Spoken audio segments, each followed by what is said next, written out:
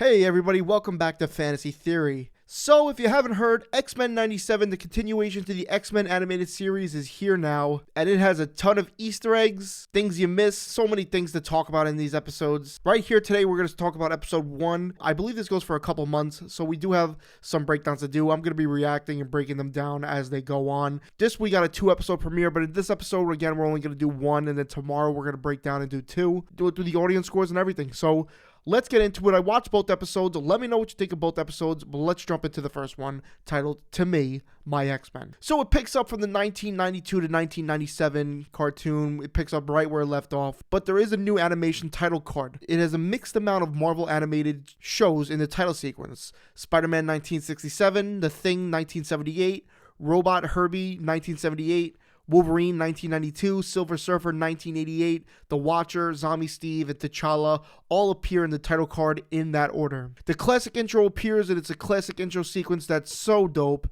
They used the theme in Miss Marvel and Doctor Strange in the Multiverse of Madness, so they really wanted to use this theme. There's a few differences in the intro sequence though. Rogue and Storm flying now had Storm with a different hairstyle. They both fly from 2 planets instead of 3. In the cockpit, it added Beast, Morph, and Bishop, as well as the original people they had in it. It did used to be, in this order, Cyclops, Wolverine, Rogue, Storm, Beast, Gambit, Jubilee, Jean Grey, and Professor X. But they changed the order of all the characters' intros to now it going Cyclops, Jean Grey, Storm, Wolverine, Morph, Rogue, Beast, Gambit, Jubilee, Bishop, and Professor X. They did remove a few shots like Jubilee on the fence and switch it with Morph surrounded by enemies and possibly Mr. Sinister. They're probably just trying to add all the new characters all together into this. And finally, when they meet the Evil Mutants versus the X-Men shot, they change a little bit with the Evil Mutants. The Evil Mutants now have Lady Deathstrike instead of Warpath, and there's a more diverse group running away from the Giant Sentinels. Over to the X-Men side, Jean Grey has been joined the fray, and she is now in their lineup. Magneto waves red, now he waves yellow, perhaps signaling a kind of babyface turn if we're using wrestling terms. The classic logo now has electricity on it that produces a golden 97 to signify X-Men 97. The New York City skyline features 2 towers in it, which is probably the Twin Towers since this takes place in 1997 before the 2001 attacks.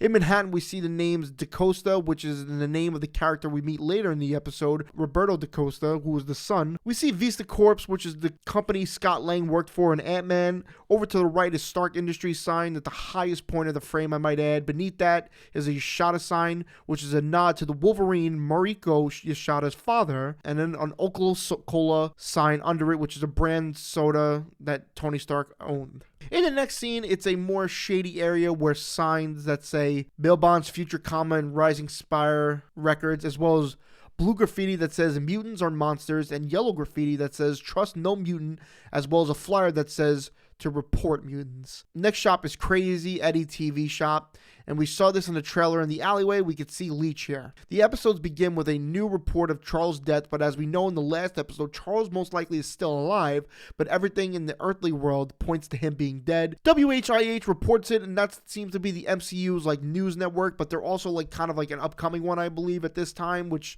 would make sense because there's a 6 in the corner, which would be like WHIH 6, which, you know, if you watch the news, you know that means it's kind of a smaller company. The car pulls up to a hip skate park where the only letters that are still standing is the H, ATE, and party, which says hate party, which makes sense for the people, the FOH, where we'll get into those.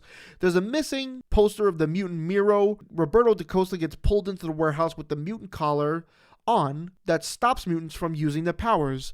This group called the Friends of Humanity, or FOH, and they are just pretty much a hate group against mutants. Inside, they have Sentinel blasters. The FOH has the members Mullet and Denty will soon become Executioner that we'll see in episode 2 that will cause a huge problem with Storm. If you watch the episode, you definitely know what happened. Denty's breath becomes cold, signaling Storm is here, which she is a badass. She is called a witch, which is a call back to the early days of the cartoon where she is referred to sometimes as the Weather Witch. Bishop comes in and uses his powers against the humans, and we get Cyclops, who is just awesome. He saves Roberto and uses his powers to his advantage when they eventually capture Cyclops, and he says, "No, don't! I surrender!"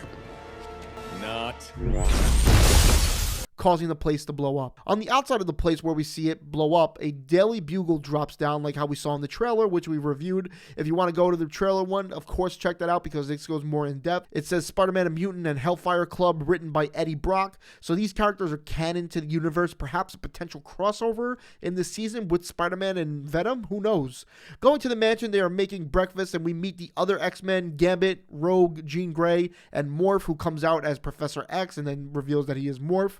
When we meet Beast, he is upside down, just like when we met him in the 90s cartoon, and he is tinkering with Bishop's tech. And Roberto meets Jubilee, who she wants to help him, just like how she was helped by the X-Men, and then he is eventually taken to the Danger Room, where we will see Magneto. Jubilee asks if he can shoot gold balls from his body, which is a reference to the character Goldball.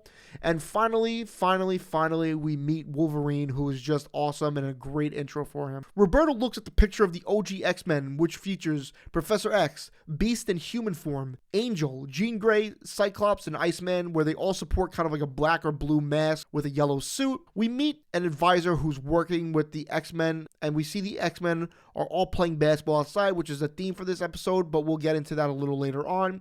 And of course, as a nod to the X-Men comic in 1991, issue number 4, where this scene plays exactly like this in this comic. Professor X's death certificate says that his death is listed as November 11th, 1996.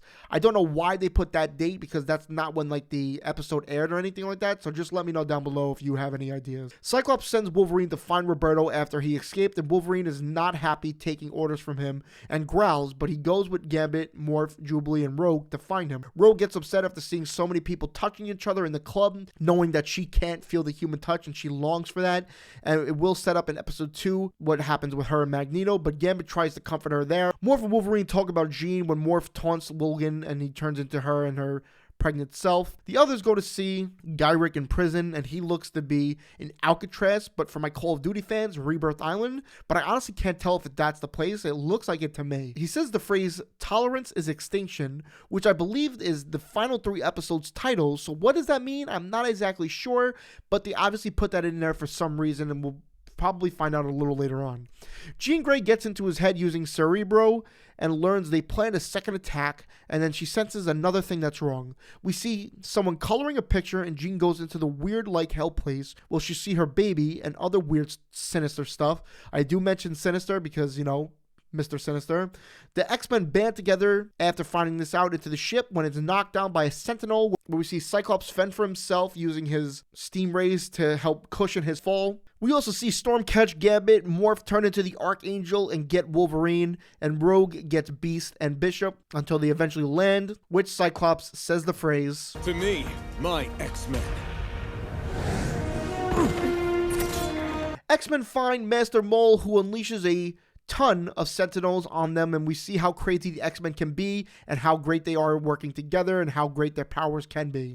Like Rogue throwing a Sentinel head at another one, Wolverine clawing at a Sentinel face, Beast operating one using his geniusness. Is that even a word, geniusness? Sturm using the lightning to turn sand into the glass and throwing it at the Sentinels, making easy work of them. They eventually all work together, with Morph turning into Blob to help Wolverine jump up to take out the main Sentinel. And we also see Wolverine let Gambit jump onto his back, and it's such a cool scene, and we saw it in the trailer, and it's just so dope to see all these characters working together. And they make easy work of the rest of the Sentinels. Roberto and Jubilee talk, and we see Roberto's powers and him trying to accept himself, but then we see the gang playing basketball again, which is again the theme for this episode, and then they get alerts that someone is in Professor X's room, and when they storm in, it reveals Magneto, which he explains Charles Xavier has basically given everything he's worked for to Magneto, including the school and the X-Men, saying now, "belongs to me, my X-Men," which the last 4 words again are the title, "To me, my X-Men," and then the episode ends. So this episode kind of has a double meaning, with Cyclops taking over and then Magneto actually being the one in charge, "To me, my X-Men." But let me know what you thought of the first episode. You kind of need to watch episode 1 and episode 2 together. I kind of feel you kind of get a better taste of it, and I mean, it was a good idea to premiere them both, but of course we'll get into that tomorrow. Let me know what you thought of this episode. Leave a like, drop a comment, and subscribe. Let me know again if you're excited for the X-Men to come back. I know they're coming back with more seasons, so this should be a lot of fun. Leave a like, drop a comment. Thanks for watching, subscribe, and I'll see you all in the next one. Have an incredible day.